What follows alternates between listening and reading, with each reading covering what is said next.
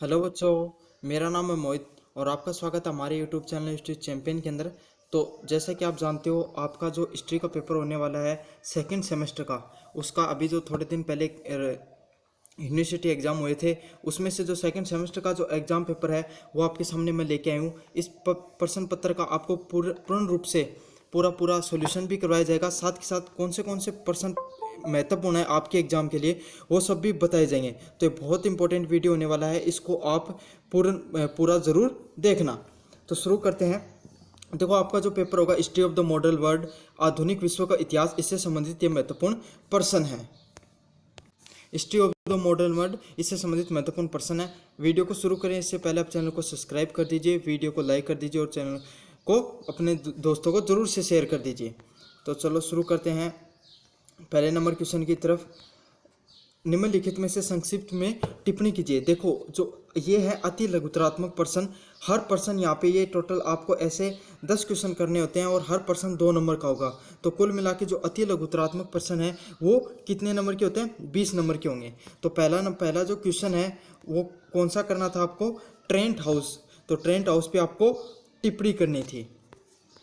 दूसरा नंबर प्रश्न है अति लघुतरात्मक में, वो कौन सा है? Michael Angelo. तो आपको बताना था कि माइकलो एंजेलो कौन थे। तो अगर अपन बात करें माइकल एंजेलो, देखो जो माइकल एंजेलो है इनका जन्म इटली में हुआ था और ये कब हुआ था? 1475 से में इनका जन्म हुआ था और 1564 में इनकी मृत्यु होती है। ये इटली के एक बहुत ही महान चित्रकार, कलाकार तथा मूर्तिकार हुए। मतलब चित्रकला और मूर्तिकला कलाकार के रूप में इनकी बहुत ही अद्भुत योगदान रहा है। इनके द्वारा जो बनाई गई चित्र हैं वो कहते हैं कि इतने सजीव लगते थे। इनके द्वारा जो दाऊद व मूसा की बहुत विशाल क्या हैं मूर्तियां बनाई गई थी और इनके द्वारा कुल 145 चित्रों का निर्माण किया गया, जिसमें दी लास्ट जजमेंट,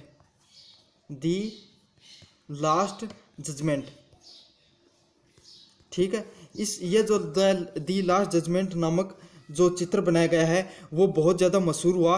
और ये इतना कहते हैं कि इस चित्र को बनाने के लिए लगभग 20 वर्षों तक इन्होंने लगातार कार्य किया।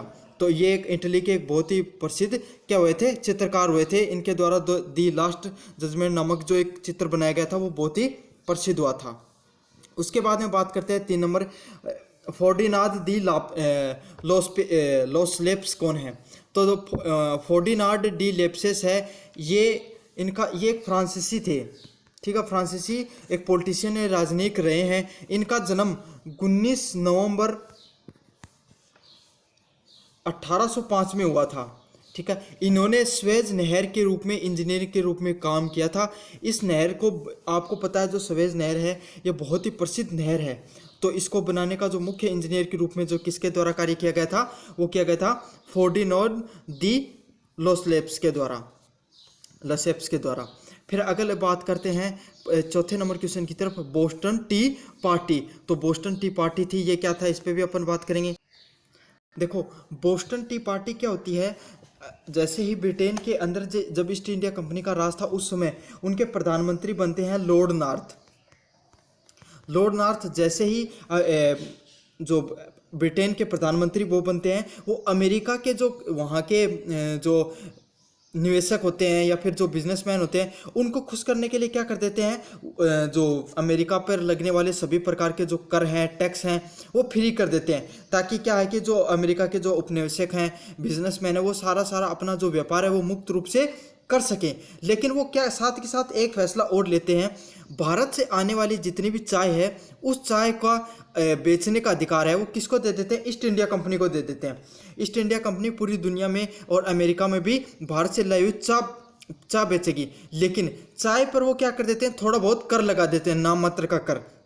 इस बात से जो अमेरिका के जो बिजनेसमैन थे, उपनिवेशक थे, वो बहुत ज़्यादा क्या हो जाते हैं? आक्रोशित हो जाते हैं और उनके द्वारा क्या कर देते हैं? इस चीज़ का बदला लेने के लिए वो 26 सितंबर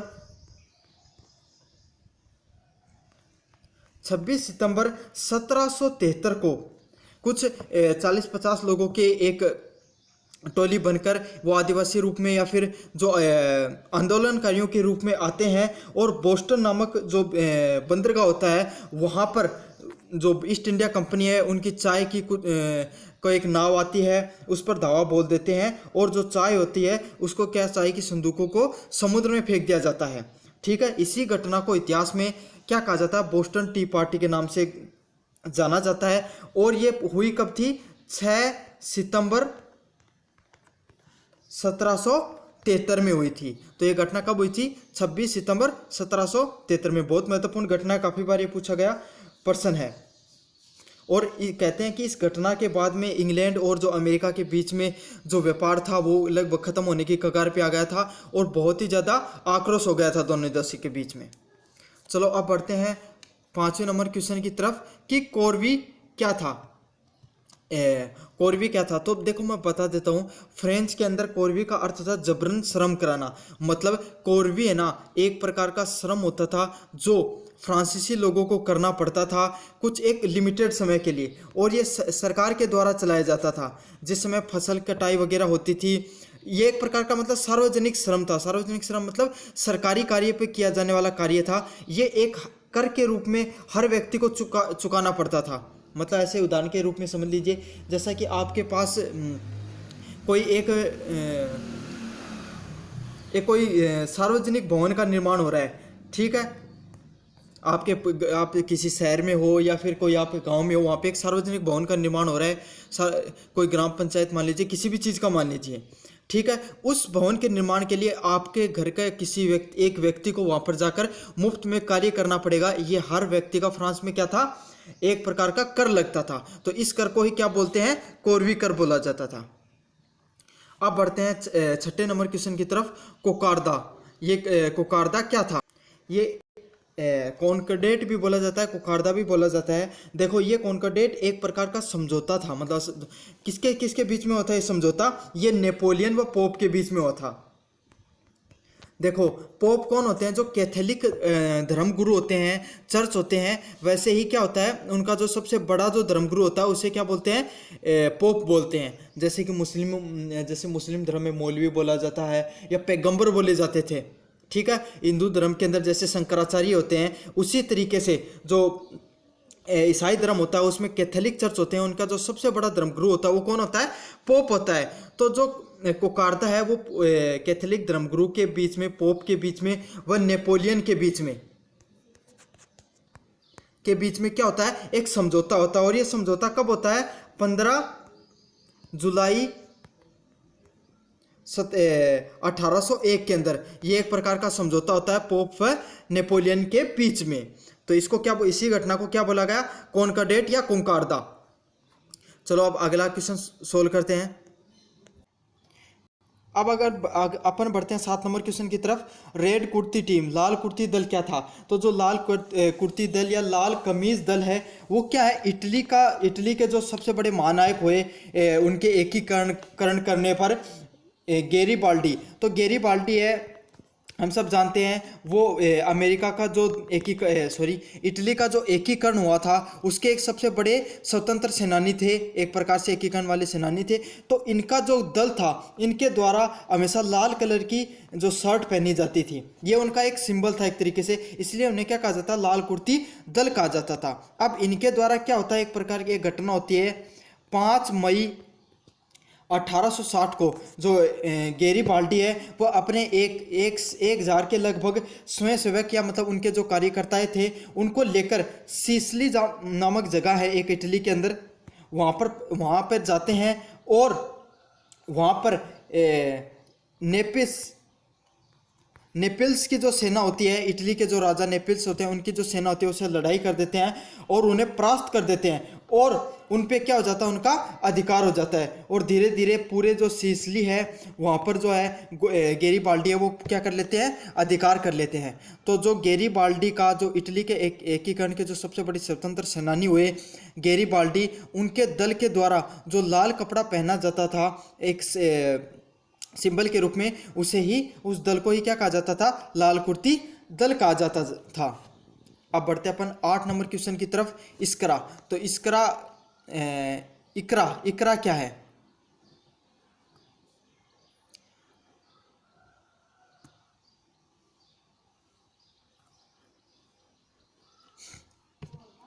देखो इकरा एक प्रकार का क्या होता है, ये मतलब मैंने जो रिसर्च की उसमें यही चीज़ आई। बाकी जो यूनिवर्सिटी जो बताएगी वही फाइनल होता है। जो इकरा एक प्रकार का क्या होता है, ये महान ग्रंथों में लिखा गया कि जो सूर्यवंशी, भगवान सूर्यवंशी के जो वंशज होते थे उन्हें क्या कहा जाता था, इंकरा कहा जाता था। अब बढ़ते हैं अपन नेप की तरफ। न्यू इकोनॉमिक पॉलिसी जो लाई गई थी लेनिन के द्वारा, उसे कहते हैं नेप, NEP, नेप। तो देखो क्या होता है, 8 मई 1917 को, 8 मई 1917 को लेनिन है उनके अध्यक्षता में एक नया जो पहली बार जो नई सरकार बनी थी उसके अंदर क्या किया गया था, नई इकोनॉमिक पॉलिसी मतलब नई आर्थिक नीति लाई गई, जिसमें क्या किया गया, पूंजीवाद को खत्म कर दिया गया। मतलब बड़े बड़े बिजनेसमैन थे उनको खत्म कर दिया गया, बड़ी बड़ी जो जमींदारी व्यवस्था थी उसको खत्म कर दिया गया, और उस पैसे को लेकर के जो आम जनता थी या जो आम जो किसान थे उनके बीच में उन सबको बांट दिया गया। धीरे धीरे जो देश के अंदर जो जितने भी पूंजीवाद था वो खत्म हो गया, और उसका सरकार का हर चीज़ पे नियंत्रण स्थापित हो गया। तो लेनिन के द्वारा जो पूंजीवाद को खत्म किया गया या जो नई आर्थिक नीति बनाई गई उसे क्या कहा जाता है, नेप कहा जाता है। और ये लागू कब की गई थी, ये बहुत इंपॉर्टेंट है, 8 नवंबर 1917 को ये लागू की गई थी नेप। अब बढ़ते हैं अगले नंबर क्वेश्चन की तरफ, वॉल स्ट्रीट संकट। तो हम सब जानते हैं जो अमेरिका के इतिहास के अंदर हम सब जानते हैं अमेरिका का जो शेयर मार्केट है वॉल स्ट्रीट के अंदर, जैसे भारत का शेयर मार्केट है वो मुंबई के अंदर है, मुंबई स्टॉक एक्सचेंज बोला जाता है जिसे, वही जो अमेरिका का जो स्टॉक एक्सचेंज है वो कहाँ पर है, वॉल स्ट्रीट के अंदर है। तो वहाँ पर क्या होता है, जब अमेरिका के अंदर पूंजीवाद बहुत ज़्यादा बढ़ गए थे, आम लोग बहुत ज़्यादा उत्साहित थे, उन्होंने क्या था है जो अमेरिका का जो स्टॉक एक्सचेंज है उसके अंदर बहुत ज़्यादा पैसे लगा दिए थे। और जो शेयर का प्राइस है, अगर आप शेयर मार्केट करते हो तो आपको पता होगा, ओवर वैल्यू या वैल्यू डाउन होता है। मतलब ओवर वैल्यू क्या होता है, कोई भी चीज़ जैसे 50 रुपये की है, इस प्याज मान लीजिए जिसकी मतलब कीमत 50 रुपये होनी चाहिए, लेकिन कमी के कारण उसकी प्याज क्या हो गई, 100 रुपये तक बढ़ गई है, बढ़ा दी गई, उसे ओवर वैल्यू बोला जाता है। तो ऐसे क्या होता है, जो अमेरिका का जो स्टॉक एक्सचेंज था वो ओवर वैल्यू हो गया था, वहाँ पे वैल्यूएशन ज़्यादा आ गई थी। मतलब पैसा जो एक्सचेंज जो स्टॉक होते हैं, जो शेयर होते हैं, उनका जो कीमत है वो वास्तविक कीमत से बहुत ज़्यादा बढ़ गई थी। और इसी कारण से अक्टूबर के अंदर 1929 अक्टूबर 1929 के अंदर शेयर मार्केट में बहुत ज़्यादा क्राइसिस आता है। मतलब शेयरों के जो प्राइस हैं वो गिर जाते हैं, बिकावली आ जाती है, और उस दिन लगभग 50 अरब डॉलर तक एक दिन में गिर गया था। अब 50 अरब डॉलर देखिए कितनी बड़ी रकम होती है, इतने रुपए तक जो शेयर मार्केट है एक दिन में गिर गया था। इस कारण अमेरिका के अंदर जो क्या बोलते हैं, विश्वव्यापी जो मंदी है या आर्थिक मंदी का यहाँ से क्या संकेत हुआ था। इसका प्रभाव क्या हुआ, जो अमेरिका के बैंक है इनको इस मंदी को संभालने के लिए जो शेयर मार्केट में पैसा डालना पड़ा, और अमेरिका ने जो यूरोपीय देश हैं उनको अपना जो लोन वगैरह देना बंद कर दिया। इस कारण जो यूरोपीय देश है उनकी अर्थव्यवस्था खराब हो गई, और पूरे विश्व के अंदर यहाँ से क्या आ जाती है, विश्वव्यापी मंदी आ जाती है। तो देखिए एक शेयर मार्केट के क्राइसिस ने किस प्रकार पूरी दुनिया के अंदर संकट खड़ा कर दिया था। तो ये थे जो अति लघुतरात्मक प्रश्न, इन सभी के सॉल्यूशन मैंने आपको करा दिए हैं। ये सभी के सभी प्रश्न है अति लघुतरात्मक के, बहुत ज़्यादा प्रश्न है। इसमें जो वॉल स्ट्रीट वाला प्रश्न है ये बहुत ज़्यादा बार पूछा हुआ है, मैं महत्वपूर्ण बता देता हूँ। NEP वाला बहुत ज़्यादा इंपॉर्टेंट है, लाल कुर्ती दल वाला बहुत ज़्यादा इंपॉर्टेंट है, बोस्टन टी पार्टी वाला बहुत ज़्यादा महत्वपूर्ण है, फोर्डिनेंट दी लाप्सेस पहली बार है लेकिन ये भी इंपॉर्टेंट है, और माइकल एंजेलो बहुत ज़्यादा इंपॉर्टेंट है। ये जो मैंने महत्वपूर्ण बताए हैं इनको तो आप जरूर से करके चले जाना। अब बात करेंगे अति लघुतरात्मक प्रश्नों की ओर बढ़ते हैं। तो इसमें जो पहला प्रश्न है वो क्या है, प्रति सुधार आंदोलन। तो जो प्रति धर्म सुधार आंदोलन होता है, काउंटर रिफॉर्मिज्म हुआ था। ये क्वेश्चन बहुत ज़्यादा मोस्ट इंपॉर्टेंट है, ये निबंधात्मक में भी पूछा जा सकता है और लघुतरात्मक प्रश्नों में भी पूछा जा सकता है। एक बार मैं बता देता हूँ, लघुतरात्मक प्रश्न है, आपको 4 प्रश्न आते हैं, हर प्रश्न 5 नंबर का होता है, तो कुल मिला के ये कितने नंबर के हो जाते हैं, 20 नंबर के हो जाते हैं। ठीक है, समझ में आ गया होगा आपको। पहला जो प्रश्न है काउंटर रिफॉर्मिज्म, प्रति सुधार आंदोलन, बहुत ज़्यादा महत्वपूर्ण प्रश्न है। अब बात करेंगे गेस्टीन समझौता। तो जो गेस्टीन समझौता हुआ था ये प्रश्न भी बहुत ज़्यादा महत्वपूर्ण है, काफ़ी बार पूछे जाने वाला प्रश्न है। गेस्टीन समझौता किन किन के बीच में हुआ था। उसके अलावा जो चौथा प्रश्न है बोल्शेविक क्रांति। तो बोल्शेविक क्रांति होती है, जो बोल्शेविक रिवॉल्यूशन होता है, ये प्रश्न भी बहुत ज़्यादा महत्वपूर्ण है। उसके अलावा जो पांचों क्वेश्चन है बॉक्सर प्रोटोकॉल, ये तो ज़्यादा महत्वपूर्ण है, आप इस क्वेश्चन को स्किप भी कर सकते हो। ठीक है, तो ये थे जो आपके जो चार अति लघुतरात्मक प्रश्न। हर प्रश्न ये 4 नंबर का होता है आपका। अब बात करेंगे निबंधात्मक प्रश्न। तो निबंधात्मक प्रश्न मैं बता देता हूँ, अब यूनिट हो गई है 4। हर यूनिट से आएगा 1-2 प्रश्न आपको करने होंगे, 1 प्रश्न, और हर प्रश्न होगा वो 20 नंबर का होगा। तो इस प्रकार ये कितने नंबर का हो गया, 80 नंबर के हो गए टोटल। तो चलो शुरू करते हैं अपन। पहला प्रश्न क्या था, what impact did the American war of independence have on world history. तो अमेरिका के जो स्वतंत्रता आंदोलन संग्राम का जो आंदोलन हुआ था उसको विश्व इतिहास पर क्या प्रभाव पड़ा था। तो ये प्रश्न भी महत्वपूर्ण प्रश्न है, लेकिन इस प्रश्न को ज़्यादातर तो पूछा नहीं गया है, मतलब इस बार ही ये लगभग पूछा गया है, नया प्रश्न आया है, लेकिन महत्वपूर्ण जरूर है, आप एक बार पढ़कर जरूर चले जाना। लेकिन इसी यूनिट के अंदर जो सबसे मोस्ट इंपॉर्टेंट क्वेश्चन है वो पुनः जागरण वाला प्रश्न आता है।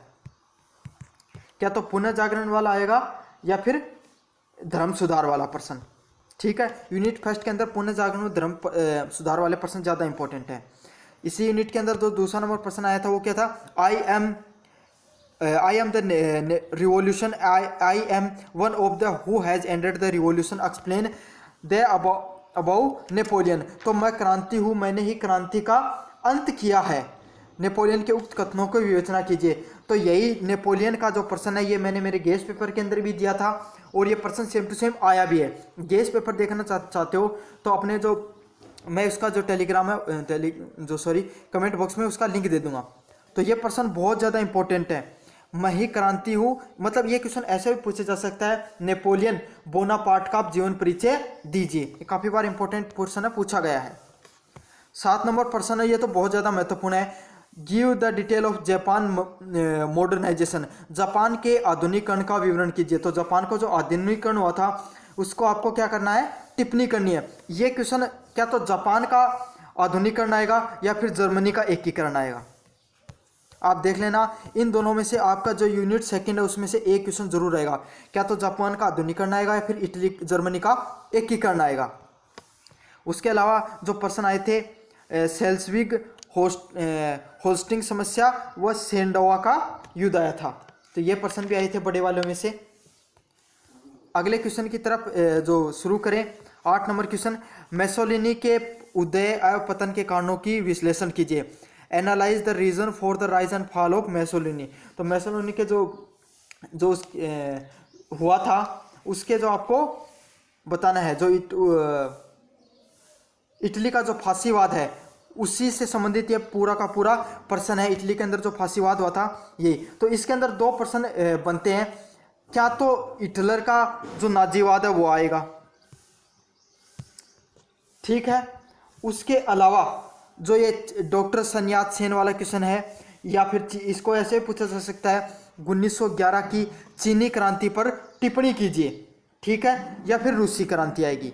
यूनिट 3 में 3 प्रश्न महत्वपूर्ण है, क्या तो आएगा हिटलर वाला प्रश्न कि हिटलर के अधीन जो जर्मनी में नाजीवाद का उत्थान हुआ था, 1911 की चीन की क्रांति, या डॉक्टर सन्यात सेन का आधुनिक चीन पर राष्ट्रपिता क्यों कहा जाता है ये वाला प्रश्न, या फिर मेसोलिनी का या फिर जो रूस की क्रांति है उससे संबंधित महत्वपूर्ण प्रश्न।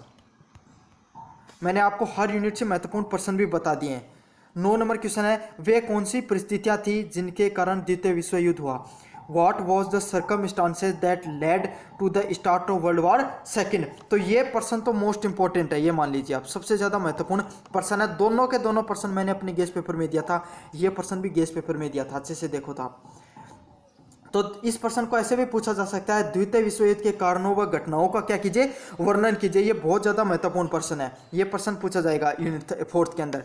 और साथ के साथ एक प्रश्न पूछा गया था, संयुक्त राष्ट्र संघ की अंगों के बारे में बताइए। तो ये इस प्रश्न को क्या तो ये प्रश्न आएगा। इसके अलावा जो तीसरा प्रश्न मैं आपको बता देता हूँ, जो चीन की क्रांति हुई थी, साम्यवादी आंदोलन हुआ था, उसके प्रमुख व कारणों व घटकों पर वर्णन कीजिए। तो ये प्रश्न सारे महत्वपूर्ण है। मैंने इस पेपर में क्या महत्वपूर्ण है इन पे भी बता दिया है। जैसे एक बार फिर बता देता हूँ, इसमें नेपोलियन वाला प्रश्न बहुत ज़्यादा महत्वपूर्ण है, आ सकता है।